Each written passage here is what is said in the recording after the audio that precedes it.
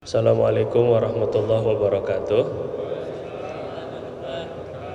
Alhamdulillahirabbil alamin. Allahumma shalli wa sallim ala habibina wa syafi'ina wa maulana Muhammad wa ala alihi wa ashabihi wa azwajihi wa dhurriyyatihi wa atba'ihi ila yaumiddin, amma ba'du. Subhanaka la ilma lana illa ma 'allamtana innaka antal alimul hakim. Wa ma sa'altukum wa ma as'alukum alaihi ajra in ajriya ila 'ala Allahi alladzi rabbil alamin. In ajriya ila 'ala Allahi alladzi fatarani rabbil alamin.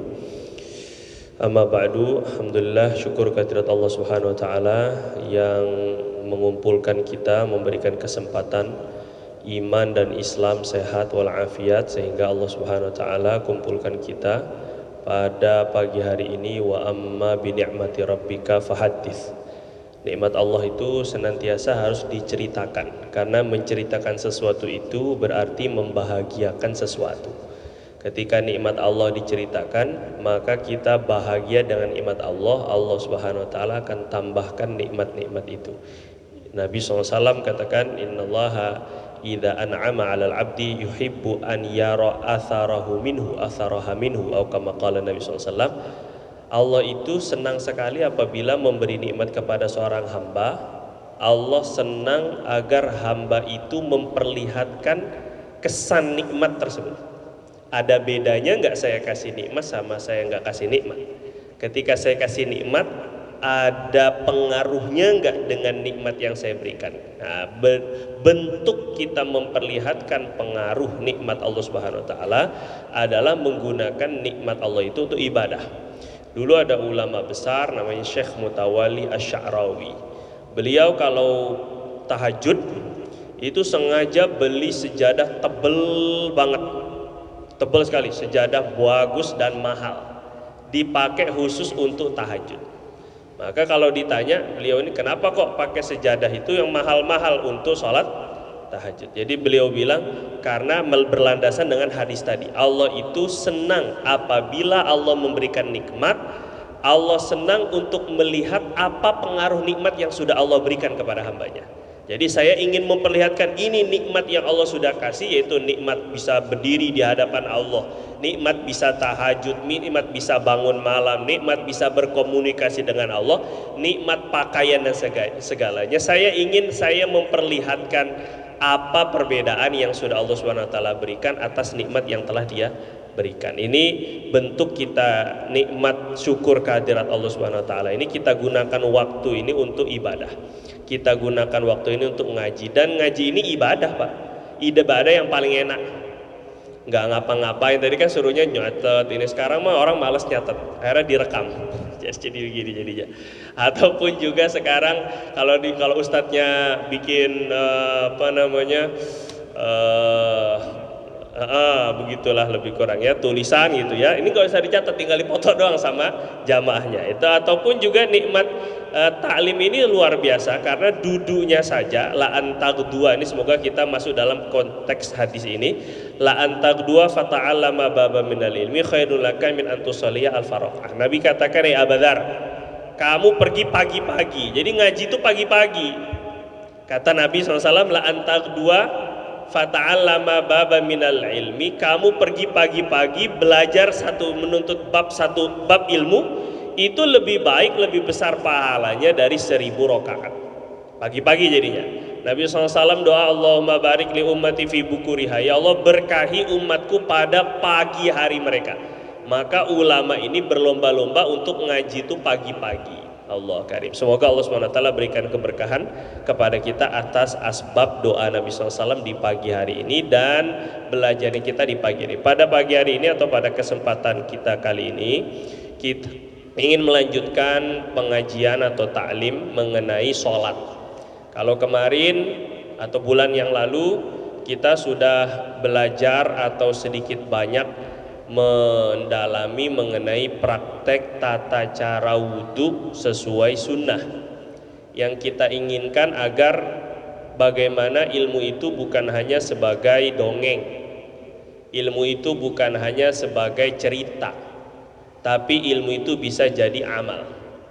Apa yang sudah kita dapatkan kemarin, yang walaupun hanya masalah wudhu, yang walaupun mungkin hanya masalah azan dan iqamah, usaha untuk amal, agar nanti tuntutan Allah kepada kita ini tidak terlalu berat di hari kiamat.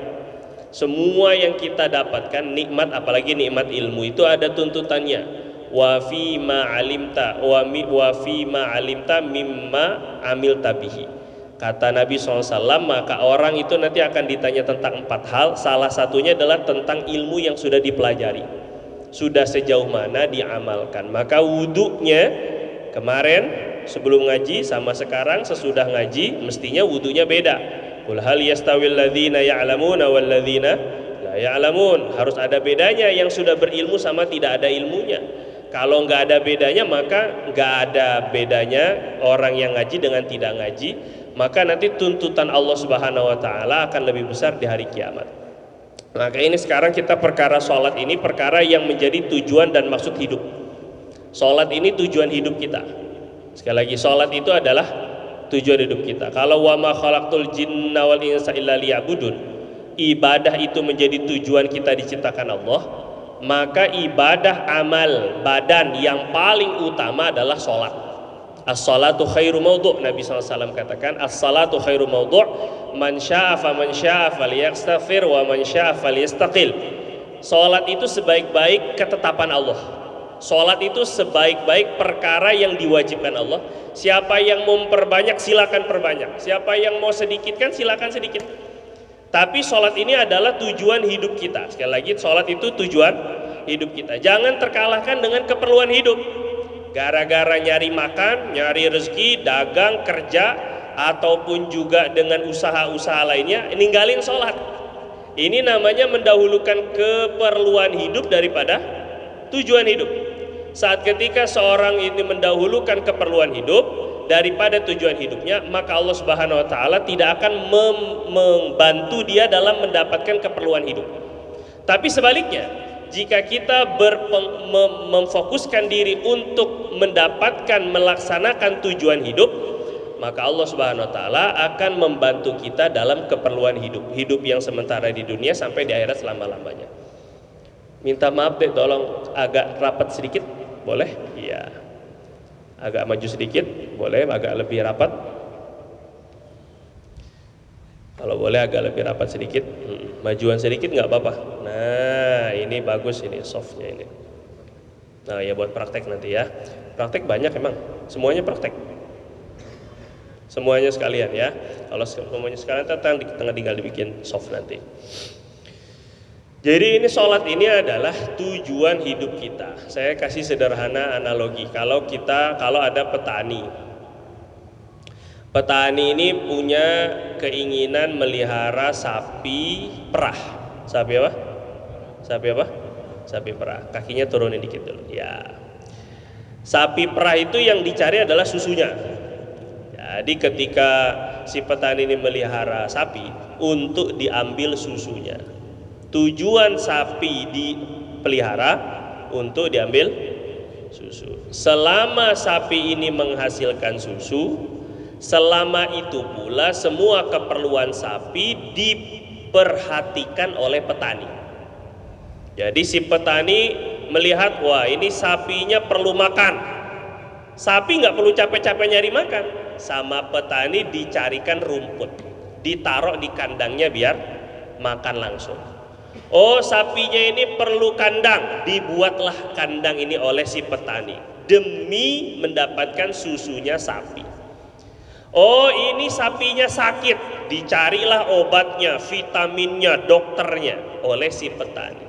Semua keperluan sapi sampai keamanannya sapi diperhatikan oleh petani. Tapi bayangkan jika si sapi sudah tidak lagi menghasilkan susu.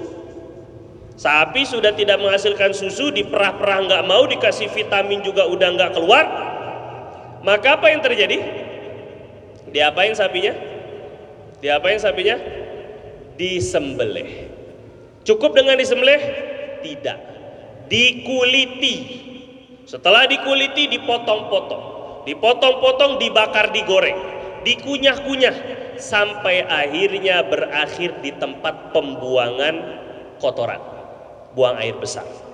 Inilah nasib sapi yang gak sesuai dengan maksud hidupnya. Ketika dia tidak sesuai maksud hidup, maka si petani tidak ragu-ragu untuk menyiksanya, memakannya sampai membuangnya ke kotoran. Begitulah kita. Saat ketika kita hidup ini sesuai dengan tujuan hidup, mencari apa tujuan Allah Subhanahu wa taala kita diciptakan, Allah ciptakan kita tujuan untuk apa? Selama kita sesuai dengan tujuan Allah ciptakan, Allah yang fikirkan semua keperluan kita. Perlu makan, Allah yang pikirin. Perlu keturunan, Allah yang fikirkan. Perlu pasangan, Allah yang fikirkan. Perlu rumah, Allah yang fikirkan. Sama seperti Nabi Adam itu. Nabi Adam diciptakan karena memang Allah Subhanahu wa taala lihat Nabi Adam ini bagus sebagai khalifah. Maka Nabi Adam alaihissalam disuruh tinggal di surga. Apa aja ada. Wa kula, kata Allah SWT suruhnya, kula minha ragadan haitsu syi'tuma. Dah kamu makan apa saja enak, silahkan dalam surga. Uskun anta wa zaujukal jannah. Selama kamu tetap kepada aturan aku, selama kamu mengikuti tujuan penciptaan aku, maka kamu silakan tinggal di surga, makan apa aja enak. Tapi bayangkan ketika Nabi Adam sudah tidak taat satu aja, gara-gara makan pohon terlarang, makan buah terlarang, maka seketika itu juga Allah SWT cabut semua fasilitas itu. Maka ini pelajaran untuk kita. Kalau kita fokus untuk melaksanakan tujuan hidup, maka keperluan hidup Allah yang SWT fikirkan. Tapi kalau kita terlalu memikirkan keperluan hidup sampai lupa dengan tujuan kita hidup, maka Allah Subhanahu wa taala campakkan kita, naudzubillah, di dalam api neraka, wal iyadu billah. Wa man a'rada an dzikri fa inna lahu ma'isyatan dhanka. Siapa yang lupa dengan tujuan hidupnya, lupa dengan perintah Allah, maka pasti hidupnya sempit. Allah susahkan itu, dikunyah-kunyah kalau bahasa sapi tadi itu. Tapi siapa yang beriman, wa may ya'mal man 'amila shalihan min dzakari wa untha wa huwa mu'min falanuhyiyannahu hayatan thayyibah. Siapa yang beriman dan beramal soleh sesuai dengan tujuan hidupnya, maka pasti akan kami berikan kehidupan yang enak, kehidupan yang bahagia, yang tenang. Maka ini sholat itu tujuan kita hidup. Maka kalau dipanggil Allah, hayya 'alas shalah, hayya 'alas shalah, ini jangan disibukkan dengan yang lain, karena itu bukan tujuan hidup. Tujuan hidup kita itu ya hayya 'alas shalah. Tujuan hidup kita itu ya untuk ibadah katanya, dan sebaik-baik ibadah itu ya sholat. Hayya 'alal falah, sini yang mau bahagia. Cuman orang sekarang aneh, kita ini lebih senang mencari kebahagiaan sesuai dengan kemampuan kita sendiri. Kita cari kemampuan untuk bahagia. Setiap orang ingin bahagia. Cuma caranya mau ikut cara dibahagiakan oleh Allah, dibantu Allah, atau cara mencari kebahagiaan oleh diri sendiri yang ujungnya capek. Belum tentu bahagia juga.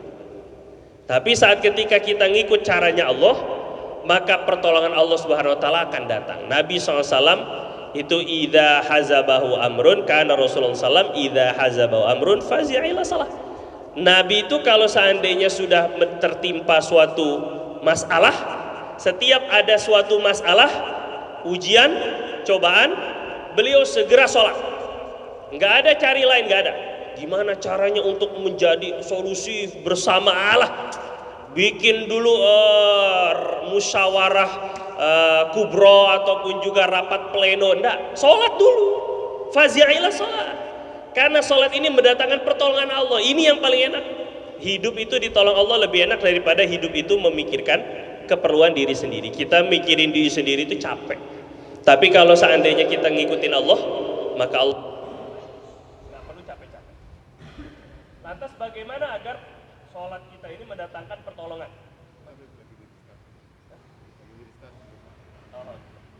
Bagaimana agar sholat kita ini mendatangkan pertolongan Allah? Itu yang jadi pertanyaan.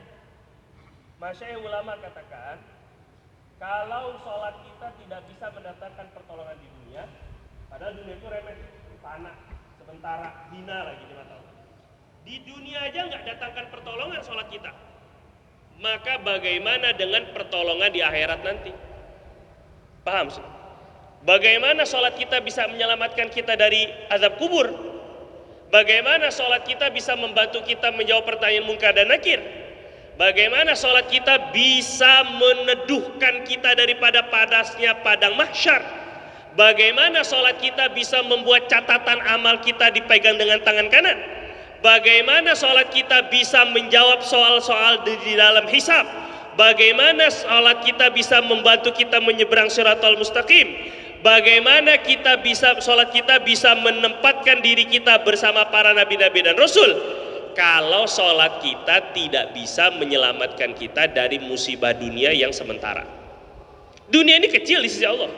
Lau kanatid dunya janaha ba'udatin masaqo kafiran syarbatama. Nabi katakan, lau kanatid dunya indallah janaha ba'udah. Kalau dunia ini ada harganya satu sayap nyamuk, bukan dua sayap nyamuk, satu. Kalau dunia ini ada harganya di sisi Allah seharga satu sayap nyamuk, Allah nggak bakal ngasih minum satu teguk pun kepada orang kafir. Ternyata kita lihat, orang kafir bukan hanya dikasih satu teguk, orang kafir dikasih dunia dengan seisinya, dengan kemewah-mewahannya semua. Orang yang paling terlaknat alaihi laknatullah Fir'aun, dikasih kekuasaannya, dikasih dengan istri-istrinya, dikasih dengan kekayaannya, semua Allah kasih. Karena begitu remehnya di mata Allah dunia ini. Nah sekarang dunia yang remeh kayak gini kok nggak mendatangkan pertolongan dengan sholat, maka khawatir di akhirat sholatnya nggak bisa mendatangkan pertolongan.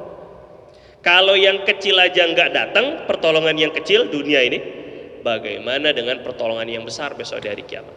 Nah yang kita ingin usahakan sekarang ini, agar bagaimana sholat kita bisa mendatangkan pertolongan Allah. Siap semua insya Allah? Semua insya Allah siap? Insya Allah. Jangan ngantuk, karena ini tujuan hidup kita ini ya. Jangan tidur apalagi sampai pules ini ya, ngigo lagi ini. Jadi kita berusaha nanti setelah ini kita mau praktek. Saya nggak akan banyak teori karena waktu kita juga singkat. Kita ingin praktek. Ini semuanya dipraktekin nih, semuanya diikut libatkan ini ya, semuanya ya. Kalau semuanya dilibatkan nanti berarti maknanya dulu saya berapa tahun yang lalu ya Bang ya, pernah di atas sini nih praktek 3 tahun ya, 2 tahun yang lalu kayaknya udah lama banget ya, 2 tahun yang lalu di atas sini ini pernah praktek saya sendiri. Nggak tahu lah, mungkin abang-abang kelas antum lah ini untuk santri-santri itu udah waktu Ramadan. Nah sekarang kita ingin semua yang hadir, kecuali akhwat mungkin ya, mungkin ibu-ibu nggak bisa aksesnya kurang mudah. Saya ingin semuanya ikut sama-sama praktek sesuai dengan permintaan panitia nih, ini panitia nih kan ya, panitia kecil-kecilan. Semuanya ikut praktek sholat, ikuti gerakan yang akan nanti saya praktekkan, gitu ya. Saya akan naik sini nggak apa-apa kali ya, praktek sini ya biar semuanya kelihatan, ibu-ibu juga bisa ngelihat nanti di sini. Kalau misalnya ibu-ibu kurang jelas nanti ibu-ibu boleh maju sedikit nggak apa-apa, yang penting nggak terlalu berdekatan, nggak jadi masalah kalau nggak terlalu kelihatan nantinya gerakan sholatnya. Bismillahirrahmanirrahim. Yang kita inginkan sekali lagi sholat yang betul-betul bisa mendatangkan pertolongan Allah, berusaha sholat yang bisa mendatangkan pertolongan Allah.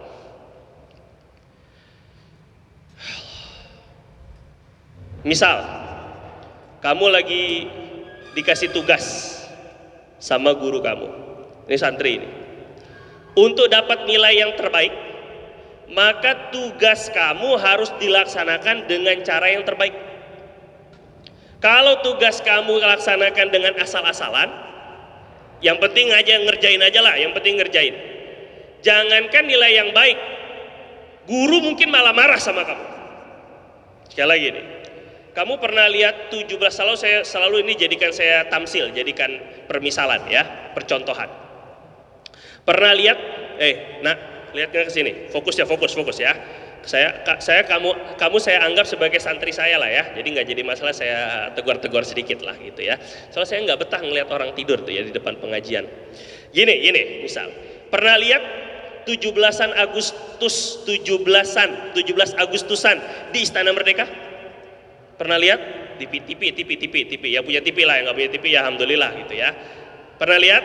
Nggak pernah lihat ya, lihat di YouTube. Kalau seandainya nanti udah boleh lihat bagaimana cara mereka membawa bendera. Bangunin yang tidur, bangunin nak, sebentar, oke, lap dulu ya. Jadi tolong sini lihat dulu, oke, perhatikan. Lihat bagaimana mereka paskibraka itu untuk membawa satu bendera. Lihat bagaimana rapihnya. Mereka hanya membawa sebuah bendera. Berapa nilai bendera itu? Kamu pernah beli bendera? 100.000? 200.000? Mungkin? 300.000 mungkin? Kainnya sutra 500.000 mungkin? Berapa nilainya sebuah bendera? Bendera yang diberdirikan ataupun yang dinaikkan di depan Pak Presiden dengan semua tamu-tamu negara, ternyata untuk menaikkan satu buah bendera saja persiapan mereka begitu matang. Dari seluruh Indonesia, dari Sabang sampai Merauke, dipilih pasukan pengibar bendera yang paling terbaik dari yang paling terbaik. Nggak boleh asal-asalan, nggak boleh ada yang namanya salah tuh, nggak boleh. Bawanya prak prak prak prak. Padahal kan kalau seandainya satu aja untuk mempercepat, untuk juga menyingkatkan waktu, dah bawa aja satu, ikat Indonesia, selesai masalah. Ngapain capek-capek dari jauh-jauh prak prok prak prok prak prok prak prok prak prok, ngambil dulu, laporan dulu, turunnya pun lihat bagaimana di depan presiden. Itu pasukan pengibar bendera pasti yang dipilih itu perempuan dan harus senyum, nggak boleh merengut, nggak boleh. Bawanya pelan-pelan, dia nggak takut jatuh dari tangga, nggak, jalannya mundur satu-satu. Pernah lihat, Bu? Pernah lihat? Padahal cuma di depan presiden. Fama balullah, fama balukum billah. Bagaimana dengan Allah Jalla wa'ala? Kalau seandainya mereka untuk mempertontonkan yang terbaik untuk makhluk, hanya memiliki kekuasaan yang singkat, sementara dan gak ada apa-apanya, ternyata berani memperlihatkan sesuatu yang terbaik yang mereka punya, yang mereka miliki. Dapat apa mereka? Oh ya, mereka dapat jalan-jalan ke Singapura katanya. Mereka dapat gaji sekian puluh juta paskibraka itu. Oh, mereka dapat beasiswa dan sebagainya. Berapa yang dia dikasih? Berapa yang bisa Allah kasih? Kalau untuk presiden saja, kalau untuk bendera saja, untuk menghormati sebuah benda mati, ya kita tidak komplain masalah benderanya dihormati, tidak, itu simbol negara, oke. Tapi yang jadi masalah, bagaimana dengan menghadap Allah? Kalau menghadap makhluk saja kita berani untuk berpakaian rapi, kita untuk pergi ke kondangan, Masya Allah, tabarakallah. Atau yang jadi pengantin, mantan pengantin, semuanya rata-rata mantan pengantin. Pernah tahu gimana caranya jadi pengantin? Oh, untuk apa kira-kira berias? Padahal kira-kira kalau seandainya nggak berias, apa nggak jadi kawin? Apa nggak jadi kawin? Enggak, kawin tetap, anak tetap aja jadi. Walaupun nggak pakai berhias pun tetap aja jalan. Kenapa berhias? Untuk memperlihatkan yang ini kan momen kehidupan kita. Ini kan untuk nanti ditonton orang banyak. Nanti apa kata orang kampung, nanti apa kata orang kota, nanti apa kata orang hutan, semuanya apa kata orang. Bagaimana apa kata Allah? Ketika sholat, Allah goyang-goyang lagi, garuk-garuk lah, benerin peci lah, badannya bau lah, macam-macam. Kalau untuk menghadap Allah yang Maliki Yaumiddin, Malikin Nas, dia yang menguasai semua seluk-beluk kehidupan kita, kenapa kita tidak usahakan berikan yang terbaik? Kadang-kadang kita nggak terlalu ragu sholat pakai kaos. Alafu minkum, ini minta maaf ya, bukan haram, ini kita tidak bicara halal dan haram. Ini bukan bicara halal dan haram, sah dan batal, bukan. Rasa. Yang kita perhatikan adalah rasa. Nabi SAW katakan, idza qama ahadukum yusolli fa innama yunaji rabbah. Kalau kalian berdiri sholat itu sedang ngobrol sama Allah. Kamu dipanggil, misal saja, kamu dipanggil sama almarhum Abuya Kiai Haji Muhammad Arifin Ilham, seandainya beliau masih hidup. Kamu dipanggil, kamu lagi pakaian kaos santri, lagi main bola, dipanggil sama Abuya, dipanggil sama Kiai. Fulan mana Fulan, suruh ke rumah. Kira-kira kamu berani nggak pakai kaos pendek, bajunya acak-acakan, nggak pakai peci? Oh, biasanya ketahuan ustadz aja langsung cari peci dia. Ini untuk berjumpa dengan makhluk. Ini untuk berjumpa dengan orang yang kita segani. Bagaimana Allah Subhanahu Wa Taala? Ini perlu yang hadir, yang kita inginkan hadir itu seperti itu. Sehingga sholat kita tuh nggak jadi sholat yang asal-asalan, sholatnya orang munafik, sholat yang berat kali sholat. Sholat kita tidak lagi bicara tentang bagaimana tata cara sholat, tapi bagaimana tata cara berjumpa dengan Allah. Kita bukan hanya bicara tentang bagaimana tata cara sholat, gerakan seperti senam, seperti seperti yoga, tapi bagaimana tata cara berjumpa dengan Allah Subhanahu wa taala. Maka sholat ini menjadi tolak ukur kita. Jelas ya Bu ya Pak ya, kira-kira ya. Jadi ini nanti kalau seandainya agak ribet atau agak kok begini harus nekuk-nekuk dan sebagainya, ini kita hanya berusaha memperbaiki zahir Pak Ibu, bukan belum memperbaiki batin. Bukan bagaimana khusyuknya, tadaburnya, ikhlasnya, itu nanti, itu soal kedua, tiga, empat. Yang pertama itu justru zahirnya dulu, gerakannya dulu, bacaannya dulu. Sebab Nabi katakan shollu kama ra'aitumuni usolli. Sholatlah kalian sebagaimana kalian lihat aku sholat. Lihat itu berarti zahir. Kalau khusyuknya Nabi nggak bisa dilihat, kalau ikhlasnya Nabi nggak bisa dilihat, nggak bisa diikutin juga. Gimana ngikutin ikhlasnya Nabi? Nggak mungkin. Tapi Nabi suruh ikuti apa? Zahir sholat. Sholatlah kalian sebagaimana kalian lihat aku sholat. Berarti zahirnya atau batinnya? Zahirnya. Zahirnya gerakannya apa? Hatinya.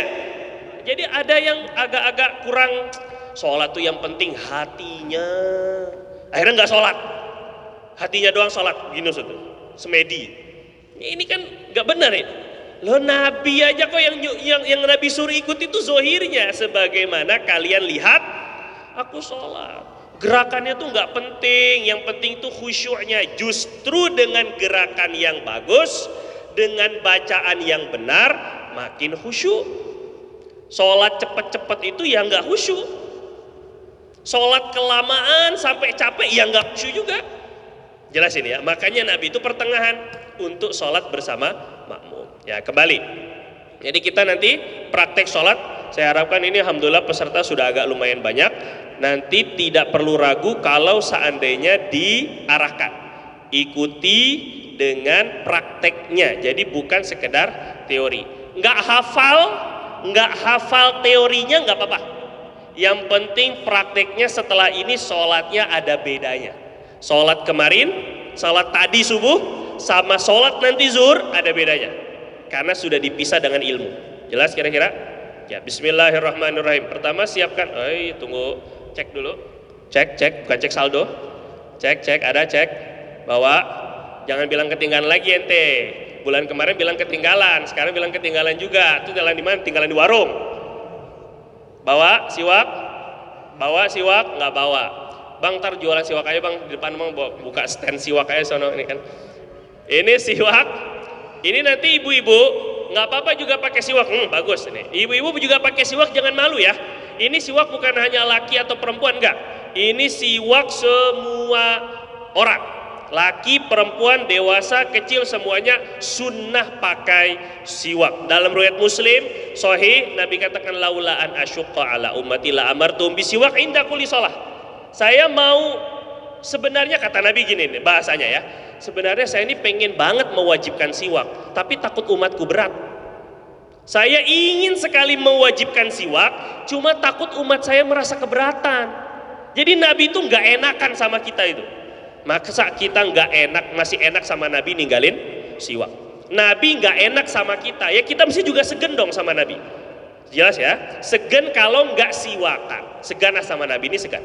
Karena kita ingin 72 rakaat dengan siwak lebih baik daripada 70 rakaat tanpa siwak. Sama seperti kemarin, caranya 3. Nah, kalau nggak punya pakai pensil, pakai pulpen, pakai apa aja lah yang untuk simulasi siwaknya semua pasang. Sudah begini caranya 3 kemarin. Nggak bawa lagi kan. Nah, kita perlu sidak siwak dulu ini nanti ya. 3 jari di atas, 2 jari di bawah. Ini perlu dimasyarakatkan. Kalau bisa nanti adzikro kan kampung sunnah, berarti masjidnya masjid sunnah. Nah, kita muliakan ini dengan sunnah. Kita ramaikan dengan siwak ini semuanya ini ya. Minimal santri-santri siwak, setidaknya orang nggak aneh lagi nanti dengan sunnah siwak ini. Ini setidaknya itu. Nanti apalagi Jumatan, teman-temannya antum siap nggak beli siwak? Jangan-jangan ngomongin siwak panjang-panjang, beli aja ogah. Siap. Siap ya, ini awas ini ya. Pokoknya ini tagih nanti di akhirat. Lihatin aja ini kan. Beli ini tagih ini. Siwaknya ini. Ini nggak jualan siwak. Jadi jangan, wah Ustadz bisa aja jualan siwak ya. Enggak. Ini nggak promosi Bu, ini enggak. Ini siwak nanti pakainya 3 jari di atas, 2 jari di bawah, sama seperti kemarin. Kanan, atas, semua praktek. Pura-pura aja ente, kan nggak ada kan? Nah, ya, praktek aja pura-pura. Kanan atas, kanan bawah, kiri atas, kiri bawah, lidah, langit-langit. Oke, jelas ya? Ini jangan lupa nanti dicuci habis sholat nanti ya. Setelahnya, siwak ini yang pertama. Baca bismillahirrahmanirrahim, jangan lupa, dalam niat siwak, saya niat melakukan sunnah-sunnah sholat. Saya niat melakukan sunnah-sunnah sholat. Sekali lagi, saya niat melakukan sunnah-sunnah sholat. Jelas ini ya. Kemudian sekarang sutroh. Sutroh ini, nah ini. Alhamdulillah sekarang di Adzikro sudah mulai ramai sutroh. Ini sutroh namanya. Jadi nggak apa-apa lah ya. Siap-siap aja, capek ya. Bolak-balik. Ini namanya sutroh Bu. Ini bukan papanisan ini. Tinggal tulis nama doang ini ya, bukan ini. Ini namanya sutroh. Sutroh itu sebenarnya bisa dibuat dari apa saja, yang tingginya minimal 30 cm, tingginya minimal 30 cm minimal. Jadi pakai lekar-lekar yang kayak gitu atau meja-meja plastik kayak gitu boleh. Ya minimal. Apalagi pakai ini tiang. Taruh di depan kita ketika mau sholat. Ini mau sholatnya di rumah, di masjid, di lapangan, pakai siwak, pakai sutroh. Sutroh, la tusallu illa sutroh. Nabi SAW katakan, jangan sholat kecuali menghadap sutroh. Jadi sutroh ini diletakkan dulu. Kalau sholat ba'diyah biasanya kita lihat habis sholat salam, zikir, doa, dah sholat masing-masing aja. Bertebaran di tengah-tengah, bertebaran di mana-mana. Nggak ada sutrohnya. Nanti orang lewat. Dia dosa, kita dosa. Karena kita membiarkan orang sholat, karena salah kita nggak dikasih pagar. Jelas ini ya. Jadi taruh sutroh. Kalau nggak ada yang kayak gini, pakai tiang. Nabi dulu zaman sahabat, tiang-tiang di Masjid Nabawi itu jadi rebutan untuk mereka mengamalkan sunnah sutroh ini namanya. Pakai ini dinding, atau pakai kursi, atau pakai tas taruh di depannya. Apa saya tadi sujud hilang nggak ada, jangan salin saya nih ya. Ini yang penting pokoknya itu sunnahnya. Taruhnya di depan dulu. Bahkan pernah Nabi itu taruh peci di depannya. Saking perlunya sunnah sutroh. Sutroh ini penting ini, ya. Kalau nggak ada juga baru pakai ini sorban, sejadah, itu baru tingkatan nomor 2. Jadi kalau nggak ada yang tinggi 30 cm, maka dengan sesuatu yang bisa ditaruh. Nggak ada juga, apa aja lah, tasbih lah, kunci taruh depan. Ini kalau benar-benar nggak ada, atau apalah minyak wangi, botol minum, kalau benar-benar nggak ada, ini penuh semuanya nanti ini pada pakai sutroh siwak. Sutroh kalau seandainya dengan mazhab, ini mazhab bukan mazhab Syafi'i ya, mazhab Hanafi, boleh sutroh itu pakai orang. Jadi kalau seandainya ada orang depan kita lagi zikir, lagi sholat, kita jadikan dia sutroh. Tapi bilang, bang jangan kabur bang, tunggu dulu ya. Jadi kita sholat itu di belakang dia. Jadi kalau soft pertama itu adalah sutroh untuk soft kedua, soft kedua sutroh untuk soft ketiga, terus berikutnya begitu. Namanya sutroh. Diingat ini ya, santri ini penting ya. Sutroh nanti diamalkan. Taruh sutroh di depannya. Jadi jangan langsung sholat. Setelah ini nggak ada langsung main sholat di tengah-tengah masjid, Allahu Akbar sholat. Enggak. Taruh dulu sutroh, taruh dulu penghalang.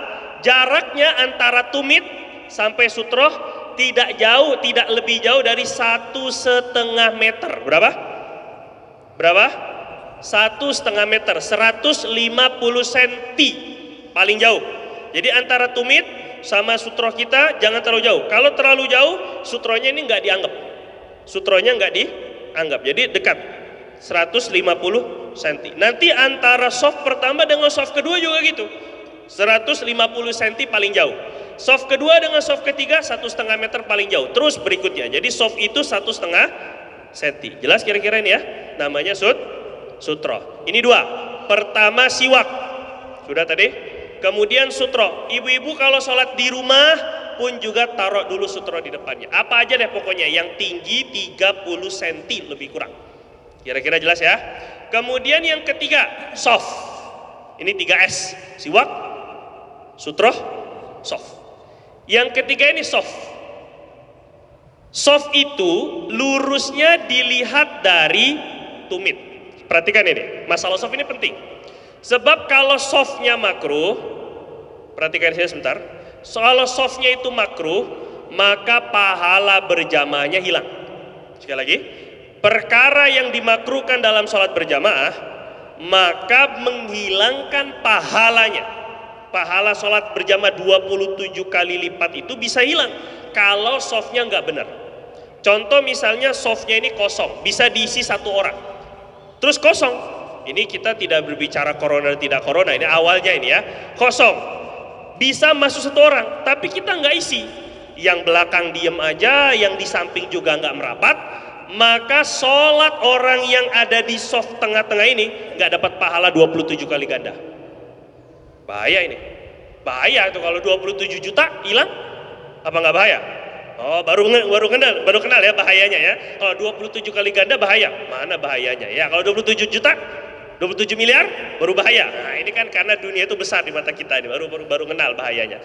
Jadi hati-hati nih, soft kosong, kamu jangan diam, kita jangan diam. Maju yang belakang atau yang samping merapat ke arah imam. Jadi kalau ini imam, yang sebelah kiri berarti ke kanan, yang sebelah kanan berarti ke kiri. Makin merapat, gitu ya. Rapatnya soft dilihat dari bahu dirapat. Kemudian soft lurusnya soft dilihat dari tumit, bukan dari jari kaki. Jadi kalau lurus soft bukan begini, luruskan soft. Nah begini, lihatnya ke belakang, belakangnya yang lurus bukan jarinya. Ya jelasin ya. Nanti softnya lurus. Ini langsung praktek berdiri deh. Coba luruskan soft, aqimus sufuf, luruskan soft.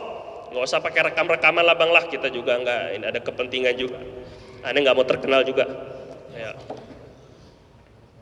Soft, munduran dikit kali ya. Oke, munduran 1 soft di belakang, 1 soft di belakang. Ya, 1 soft di belakang, soft. Luruskan soft, dilihat dari ibu-ibu, saya minta maaf di atas ini ya. Oke, di sini. Kakinya ke arah kiblat, kaki dalamnya, ini biar nggak ngantuk ini. Oke, lurusnya itu kamera gimana? Oh mau di aja, oke lah, anggaplah kamera depan ya, kamera depanin. Coba dirapatkan softnya, rapatnya bahu. Untuk saat ini boleh. Yang terlalu belakang sana takut nggak kelihatan, boleh di sini, boleh di soft ketiga. Oke. Ini rapat dulu, rapat. Coba bahunya rapatin dulu, bahunya rapat. Imamnya anggap aja meja ini kan, imamnya anggap aja gitu. Kaki ke arah kiblat. Saya perlu naik, minta maaf ya Pak ya. Ini tanpa mengurangi rasa hormat ini. Kakinya yang dalam ke arah kiblat. Yang dalam begini. Jadi bukan begini kakinya, tapi begini. Bukan begini, tapi begini. Kakinya ke arah kiblat. Soft semua. Kakinya ke arah kiblat, sudah rapat, bahunya rapat. Kakinya bukan begini, gini. Kagak bisa. Oh, nggak bisa, ya udahlah ya itu. Ma'fu itu Bang namanya. Ya itu. Kemudian setelahnya sudah. Setelah soft, ini softnya tolong kalau untuk anak-anak, soft anak-anak ya imma di pojok, ya imma di belakang. Soft anak-anak yang belum softnya, yang sholatnya belum sah. Misalnya dia udah bisa sholat, tapi belum bisa baca Fatihah, belum ngerti syarat rukun. Jangan di tengah-tengah soft, karena akan memutus soft. Dia di belakang dibikin soft sendiri, atau bapaknya atau ibunya yang mendampingi di paling pojok. Jadi dia tidak memutus soft. Jelas ini ya. Kalau dia si anak ini bakal main-main aja, ya di rumah aja. Belajar sholatnya di rumah, bukan di masjid. Itu aja. Jadi tergantung anaknya. Kita nggak bisa samaratakan ya untuk masalah anak-anak ini ya. Kemudian soft ini untuk perempuan, ingat ya, untuk laki-laki dan perempuan. Kalau misalnya ibu dan bapak sholat tahajud berjamaah di rumah, maka berdirinya bapak dan ibu di depan belakang, di depan dan di belakang. Tapi kalau tapi kalau bapak sama temennya laki-laki atau anak laki-laki, maka di samping kanan. Bisa bapak maju sedikit, 2 orang, saya minta 2 orang. 2 orang, Pak Ai. Pak Ai kan? Nah, sini. Ini Pak Ai Imam, mari sana, maaf, punten. Oke, maaf, Pak, punten. Siapa namanya?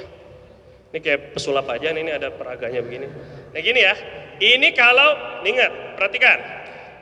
Ujung makmum, perhatikan sini, perhatikan. Makmum kalau sendiri, ujung jari makmum sejajar dengan ujung tumit imam. Pak Ai, ini imamnya. Dia ini makmumnya, sebelah kanan ya. Ujung jari makmum sejajar dengan tumit imamnya. Ini yang benar. Yang benar kayak gini. Jadi nggak terlalu mundur. Nah, bukan begini. Kalau begini, nanti siapa namanya tadi? Farel ini makmumnya nggak dapat pahala berjamaah karena makruh. Sendirian di dalam shaf. Diingetin ya. Kalau berjamaah berdua doang, begini. Nah, ini kalau laki sama laki-laki atau lelaki sama perempuan sama perempuan. Begini dia. Kemudian datang makmum yang kedua. Saya ini makmum yang kedua. Datang makmum yang kedua, ini untuk pengaturan shafnya dulu. Boleh di sini belakangnya Pak Ai, Allahu Akbar. Kamu jangan mundur dulu, diingat. Makmum yang pertama jangan mundur dulu. Jangan main tepok-tepok aja, suruh mundur. Padahal dia belum takbir. Makmum yang kedua harus takbir dulu. Baru makmum yang pertama mundur. Boleh di belakang imam di sini, boleh juga di sini. Samping sini. Sama kayak gini ya. Boleh begini, boleh di belakang sini pun boleh. Karena nggak jadi masalah, boleh. Takbir, saya takbir, Allahu Akbar. Kamu takbir di situ, sudah takbir? Oke, sudah. Saya takbir ya, Allahu Akbar. Baru saya mundur, dia mundur. Mundur Farel. Terus mundur sampai kita bisa sujud. Nanti saya atau dia merapat. Nah, rapat. Oke, yang penting jangan 3 kali berturut-turut. 1, 2. 1, 2. 1, 2 gitu ya gerakannya ya. Jadi tidak 3 kali berturut-turut. 1, 2 mundur. 1, 2 sampai rata. Jadi caranya begitu. Bukan tepuk dulu, baru nanti tunggu mundur, baru takbir. Bukan. Karena dia nanti makruh, sendirian dalam shaf. Ini yang si makmum pertama nanti makruh. Caranya, dia harus tunggu makmum yang kedua takbir dulu. Makmum yang kedua tadi caranya takbir, baru mundur secara perlahan bersama-sama. Jelas kira-kira? Oke, silahkan balik ke tempatnya, maaf Pak. Oke, sudah? Tadi ceritanya, ini ceritanya. Nanti setelah ini harus cari siwak. Gimana caranya nggak mau tahu lah pokoknya saya. Pokoknya gimana caranya pakai siwak. Oh nggak ada siwak lagi, nggak ada duit nih, belum ada kiriman. Kata santri. Oke lah kalau gitu. Minimal pakai sesuatu yang kasar. Apa dia yang kasar? Amplas. Ya silahkan pakai bajunya yang kasar boleh. Kalau lagi bener-bener nggak ada, lupa, hilang siwaknya karena sering hilang, pakai bajunya yang kasar. Disiwak, diusap. Niatnya untuk mengamalkan sunnah. Jelas ya kira-kira? Kemudian nanti untuk pakaiannya, pakai pakaian yang terbaik, pakai minyak wangi. Kalau bisa pakai minyak wangi dulu. Kemudian juga sisir rambutnya, jenggotnya semuanya disisir dulu. Pakai imamah juga imamah yang betul, yang rapi, pecinya juga peci yang rapi. Ini sunnahnya afdol, sudah enak. Semuanya sekarang mulai masuk ke dalam sholat. Kira-kira jelas? Terus, ntar saya naik dulu. Allah karim. Ini lebih dari khotib. Ya. Hah? Oh, mic aja. Mulai A-nya Allah berbarengan dengan mulai angkat tangan. Sekali lagi. Mulai A-nya Allah berbarengan dengan al. Mulai angkat tangan dengan Allahu Akbar. Allah. Perhatikan, nasyara asabi'ah. Nabi itu akan merenggangkan idza kabbara.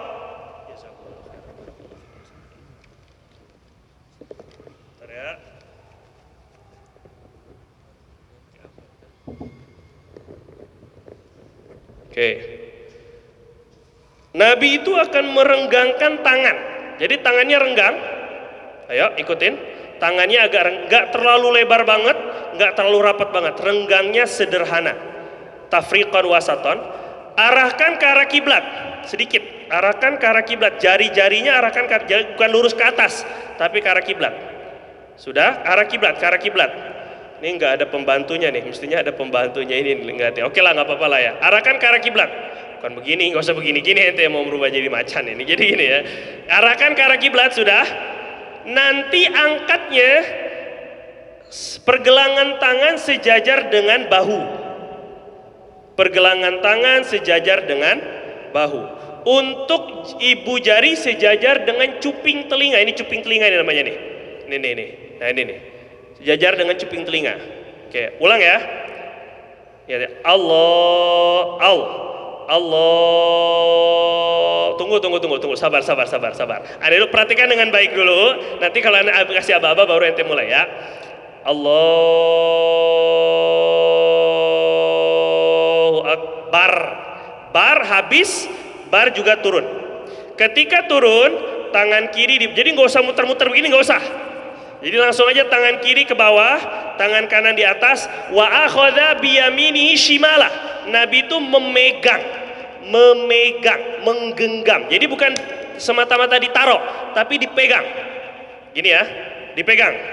Nah dipegangnya kalau ikut Syekh Nawawi Al-Bantani, beliau megangnya 3, mengarahkannya atau memberi kataunya 3 jari itu dilingkarkan di pergelangan tangan.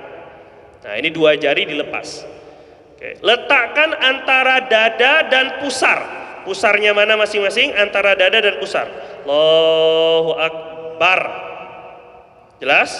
Oke, ulang baru. Silakan. Saya hitung ya. 1, 2, 3. Allahu Akbar. Mana takbirnya? Ini pakai zikir maksudnya semuanya. Jangan meneng wae innalillahi ya. Ulangi. 1, 2, 3.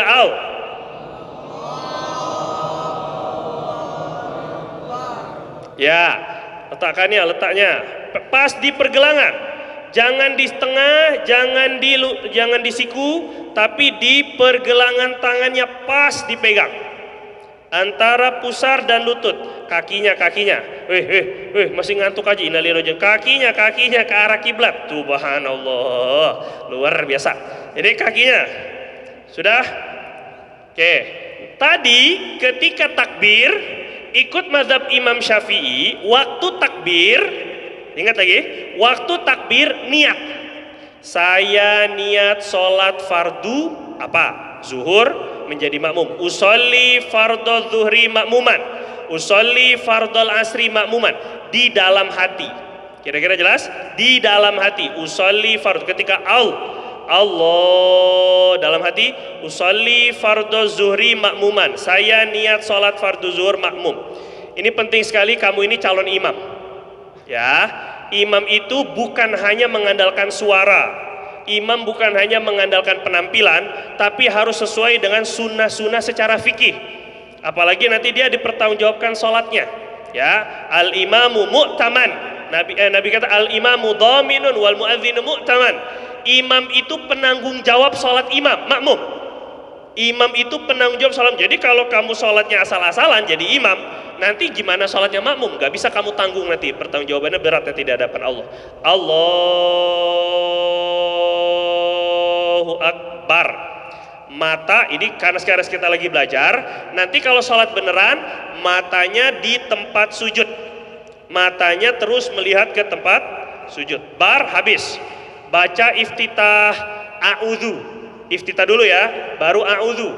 Setelahnya Fatihah, setelahnya amin. Oke, ghairil amin semuanya. Cara gitu pakai. Masih sholat kan ceritanya sholat, dia lupa deh jadinya kan. Ghairil maghdubi alaihim waladdallin.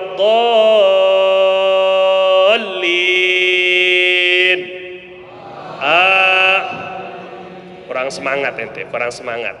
Waladdallin, boleh jeda dulu, sunnahnya jeda dulu. Baca Rabbighfirli wali walidayya boleh, Rabbighfirli saja boleh. Ya, mau lebih bagus Rabbighfirli wali walidayya wal mu'minin. Baru amin yang kenceng.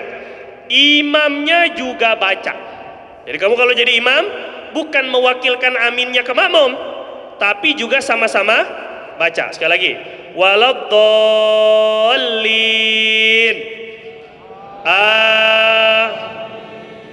kurang. Mana ini? Sahabat itu baca aminnya sampai bergetar ini pelepah-pelepah kurma tiang-tiang masjid. Waladdallin.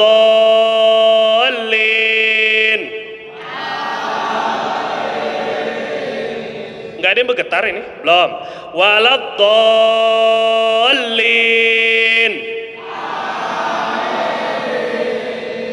Ya, ini sunnahnya. Amin. Kan jadi masalah. Nabi itu madan biar sautah. Nabi itu kencangkan suaranya. Nabi aja yang udah pasti makbul dikencengin suaranya, kita yang belum pasti makbul nggak kenceng suaranya. Apalagi kalau kamu udah jadi kiai, sudah jadi ulama, sudah jadi pejabat, malas amin. Waladdallin. Amin. Kamu kalau ini bentuk kesombongan, kita ingin agar sesuai sebagaimana Nabi SAW sholat. Nabi sahabat itu sampai kalau amin bergetar tiang-tiang Madinah atau tiang-tiang masjid Madinah, masjid Nabawi. Jadi kita ingin praktekkan yang itu aminnya. Karena kalau kita menyerupai aminnya malaikat, Allah ampuni dosa kita yang telah lalu. Hanya dengan amin saja Allah ampuni dosa-dosa kita sebelumnya. Kemudian baca surah. Setelah baca surah jeda sebentar, takbir. Takbir untuk ruku. Perhatikan. Masih begini. Nah, ini lagi sholat ceritanya, masa garuk-garuk ini aja. Sama kayak tadi ya. Allahu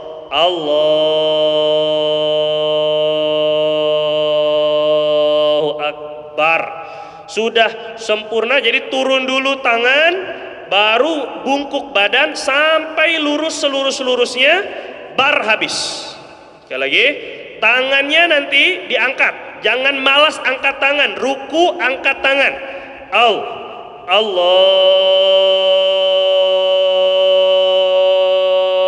Akbar.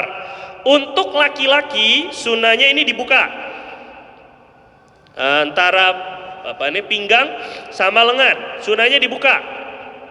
Untuk perempuan sunnahnya ditutup. Ini perempuan, kalau laki-laki dibuka. Jelas ya?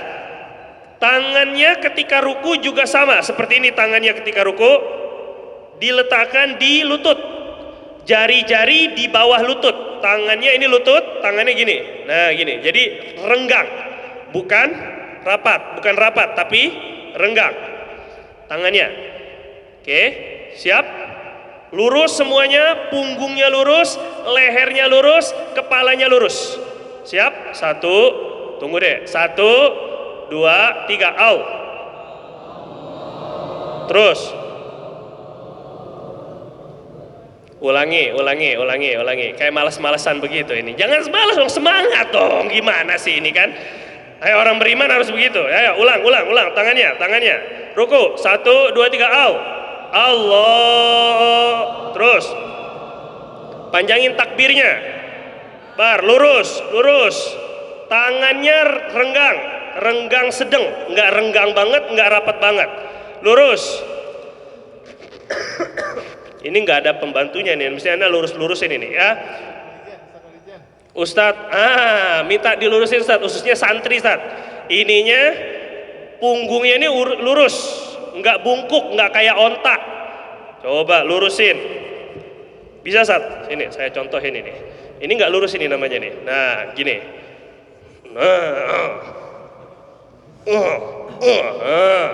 Ini baru lurus, tegakin ininya. Lurus, ini nggak lurus nih. Nih, masukin ke dalam. Ini naikin ke atas. Ini masukin ke dalam. Biar lurus, benar-benar. Kalau yang tua-tua nggak berani saya. Gitu ya. Lurus, Bang. Bisa gini, Bang. Gini coba begini. Terus, lurus. Tegak kayak gini dulu. Busungkin. Nah, terus. Karena nggak biasa ini kan. Harus disemek-semek dulu ini kan. Nah, santri terus begini, sholatnya kok biar bener. Ini nggak lurus nih.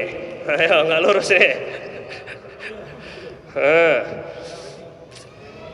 Nah, ini kurang atletis ini.